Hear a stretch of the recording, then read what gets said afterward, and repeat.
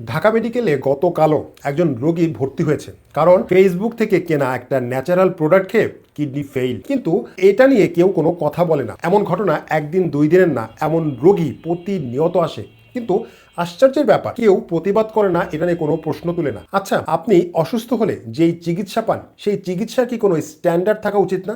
নাকি কেউ একটা প্রোডাক্ট দিল, বলল অনেকে খেয়ে সুস্থ আছে, আর আপনি সেটা খাওয়া শুরু করলেন? এটা কি কোনো যুক্তিসঙ্গত কথা? এখন একটা প্রশ্ন করি, এভিডেন্স বেসড ট্রিটমেন্ট মানে কি জানেন? যেই ওষুধ আপনি খাবেন এটা কাজ করে কিনা, এটার ডোজ কত, কিডনি বা লিভার রোগের জন্য কতটা নিরাপদ, শিশুর জন্য কতটা নিরাপদ, আর গর্ভবতী মায়েরা খেতে পারবে কিনা, এই তথ্য যদি না থাকে তাহলে আপনি চিকিৎসা নিচ্ছেন না, আপনি ভুল চিকিৎসার ভিকটিম হয়ে যাচ্ছেন। শুনুন, ন্যাচারাল বললেই নিরাপদ হয় না, কয়েকটা সার্টিফিকেট দেখালেই কোনো সাপ্লিমেন্ট বা প্রোডাক্ট ওষুধ হয়ে যায় না। ফেসবুকের ভিউ আর রিভিউ কখনোই মেডিকেলে প্রমাণ না। তাই অসুখ সারাতে গিয়ে উল্টা নিজের কিডনি বা লিভার নষ্ট করবেন না। আর সোশ্যাল মিডিয়াতে কোনো প্রোডাক্ট আসলে আগে এই প্রশ্ন করাটা শিখুন, এটার প্রমাণ কোথায়।